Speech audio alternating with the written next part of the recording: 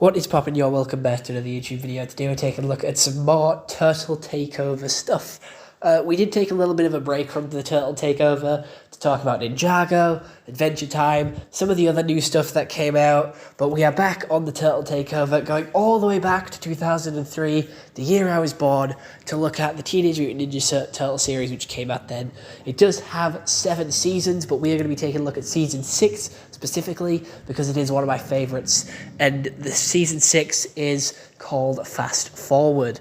It is where they go to the future, and it is caused by Casey Jones, and it is got one of the best intros of the Turtles ever. I am going to be doing a ranking of the Teenage Mutant Ninja Turtle intros on TikTok later on today, so if you do want to go check that out, definitely go check out my Linktree, where you get all the other Tyler Price stuff you could possibly want to look at. Everything that I do is on that Linktree, so definitely go check it out. But basically, this season does start off with the 6th season originally aired between July 29th, 2006 and October 27th, 2007, beginning with the Future Shellshock episode. The season is lighter in tone and less violent than the rest. Plus, they go to the future. So it all starts off when a machine was accidentally set off by Casey Jones, sending our 4 turtle brothers to the future. And they get sent to the future, and this entire season is basically them fighting villains from the future, evil versions of the Turtles. There is 4 evil versions of the Turtles. Each one has its alternate evil counterpart. We have also a cyborg Leo in this season as well. And we just have a load of villains coming from the future, coming to attack them, and we just have them trying to find a way home, trying to time travel back, but also fighting crime in the future. It is our second installment in the Turtles time traveling shenanigans, because we did get time travel in the Turtles 3rd film, which I've already taken a look at on the channel. I've already done a review on it, but I don't know, Turtles and the time travel don't really mix, but I still think this is a really good season. We have a load of new characters. We have this rich kid who makes mechs, and he sort of becomes their Casey Jones in the future, and he fights with mechs. He gets on really well with Donatello. Donatello is absolutely loving the future, and he's trying to build technology to get back home. There is a big bad, again, of the future, and he's basically stopping the Turtles from getting home. And he's the one that wants the Turtles dead, basically, because he's messing with the plans, and he wants to sort of milk them, I'm going to put it as, because that's the running joke with Turtles now, that they're going to get milked without having titties.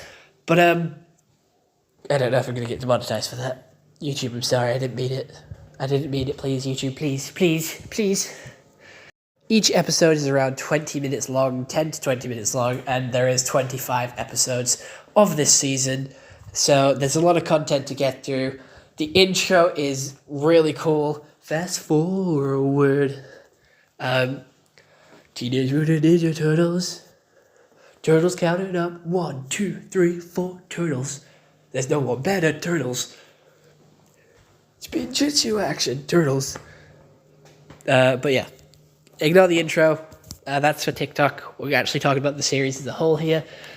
These turtles sound very sort of dark. They sound rough. They sound gruff. They have like raspy voices. They're very sort of rough and very violent. This entire sort of series as a whole is a lot more of a violent take on the Turtles, and they have an animation style to match it. They have a very rough, drawn, thick outlined design. They all look pretty much identical. They're just different colors and different shades of green, which I do believe is the first installment where they're actually drawn in different shades. I think it was taken to a little bit more of an extreme in the 2012 series, but I do believe it was implemented here, but only very slightly. We still have Donnie being one of the main focuses of this season, again being the tech guy.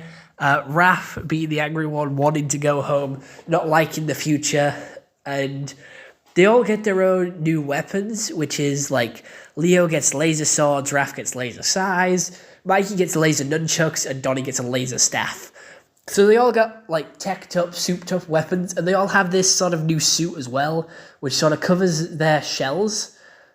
And that's about it. They don't really cover anything else. They get like hand remotes, I believe. I don't know what to call them. It's like gauntlets and just extra bits of armor, which turns them into basically machine weapons, because there is an episode where Mikey sort of is covered in guns and he basically turns into the war machine with all these different guns on his shoulder. And to be fair, the turtles do look pretty cool, all like souped up like that. Evil Leo is the turtle that actually tries to be good and tries to sort of help the turtles out.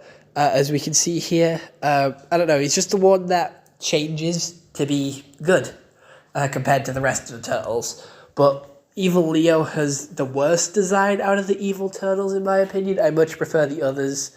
They're a lot more creative with their designs, and they don't just amplify the turtles. Here they are. They're just doing the regular old stuff. It's basically just the same as the other seasons, fighting crime. They're just trying to get home this time and trying to get back to their timeline. And they're stopping crime, and the crime is stopping them from getting home. And they don't want to leave as well. They managed to open a portal to get home, but they don't want to leave until, they saved everyone, they saved the day, they stopped the bad guy. So it leads to a really big sort of climax, sort of tense ending, where they're having to fight on a time limit to get the bad guy down, but also get home. And they do succeed. By the skin of their teeth, they manage to get home. And by the skin of the teeth, they manage to stop the bad guy and save the future, which is really good. I like that. It made a really tense moment. They all made it home, and they all succeeded in their mission. Also, you get to see the turtles in a different sort of place. Again, this being the 6th season, you've already had 5 seasons of them in New York. So this one is in a future version of New York, and we see them adapt and have to get used to everything in the future, like having to deal with floating cars, deal with mech suits, deal with more robotic, cybernetic, cyberpunk-esque villains, where they are a lot stronger and a lot tougher than their original weapons could deal with. So this is why they have new laser hyped up tech weapons. And I think the designs are really cool.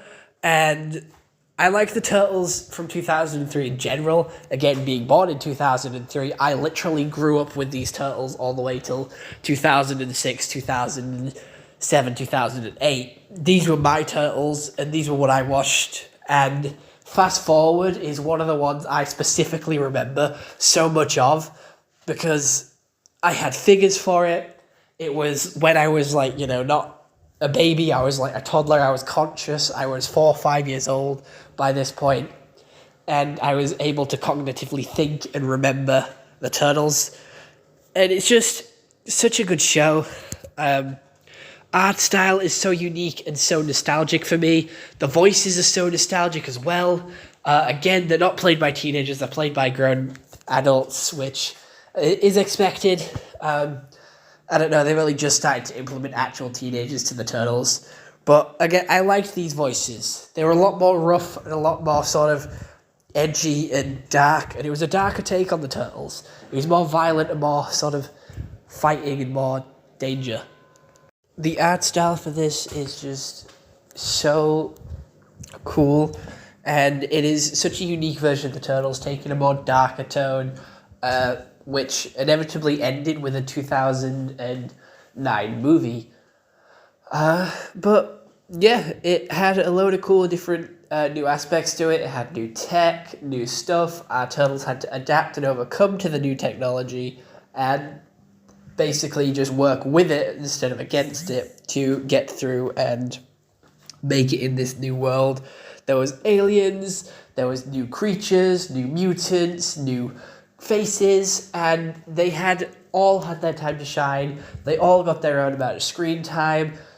There was a lot of tension in some of the battles, and there was a lot of suspense and surprise when Casey knocked the sort of machine to set it off, to set them all going to the future. They all call, I'm not sure if it was a typo or what, but it says Cody Jones, in the description for some of these episodes instead of Casey. I don't know why. I don't know why it says Cody instead of Casey. I'm not good with names, but there is also a robot butler, which is super buff, and he's really cool, and he's really funny, and he's very sophisticated, and the turtles are very rowdy, and obviously supposed to be teenagers, so are very loud and proud, and just knock him about and basically knock him senseless, which is quite funny as well, just seeing all the interactions between all these different characters, some new characters specifically created for this series that we've never seen in Turtle comics, shows, or movies beforehand. So it's just really unique and something really creative, and the writers took it upon themselves just to go for it, and they did, and I think it went really well. And they got like a really cool intro for it. They got a lot of marketing as well, because I remember all the different toys and the collectible series that came from this, especially with the Turtles getting a new suit. They could finally sort of go with the Ninjago take, where they get a new suit every time, so then they can make a new figure every time a new season comes out. But I don't have much else to say, so other than that, I hope you all enjoyed this YouTube video. I am going to give this series a good 7 out of 10, because, again, it does have its flaws. The Turtles aren't as teenager-like. They're more sort of hardened by the ruffians and the scruff of New York City and the violence and the chaos that they have to overcome, and they're very more, like, disciplined and trained, ready for battle, and I just feel like that's not what the Turtles are supposed to be. They're supposed to be teenagers, they're supposed to be out having fun, they're supposed to be sort of living their life, but no, they're a lot more gritty and sort of grown up in this show, and I'm not a big fan of that. But it is still nostalgic, and it is still a good series with a lot of new elements which work really well with the Turtles, and it sort of puts our characters in a new sort of space, and they tackled that really well with having them still getting confused by stuff, but gradually adapting, gradually getting better, and gradually dealing with this drastic change over the course of the 25 episodes, and not just doing it within the first 5. They gradually sort of fade it out as the season goes on. But other than that, yeah, that's it from me. Stay home and stay safe. Bye-bye.